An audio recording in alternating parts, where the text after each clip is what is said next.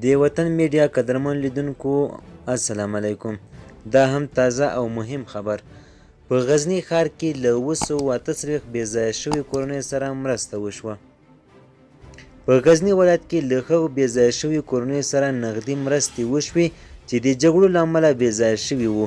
د مهاجرینو د نړیوال سازمان د جنوب شرق مشر محمد اسحاق افغان وایي چې له هرې کورنۍ سره $2000 نغدي مرسته، یو بکس د کمپلو او یو بکس د ګرمو جامو ده چې زموږ له هرې کورنۍ سره مرسته وکړه.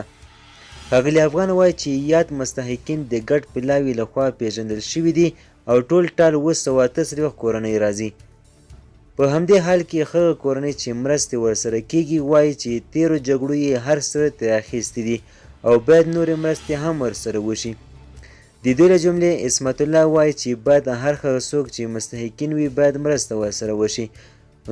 نوموړی وایي چې زما لاس دردمن ده او زه باید په دې $2000 د لاس درملنه کوم. دا په داسې حال کې ده چې په افغانستان کې د جګړو او تاوتریخوالي له امله شاوخوا زرګونه کسان خپلو سیمو پرېښودو ته اړ شوي دي. قدرمن لیدونکو زموږ خبر تر همدې ځایه و. د لا زیات معلومات لپاره زموږ چینل سره سبسکرایب کړئ. مننه.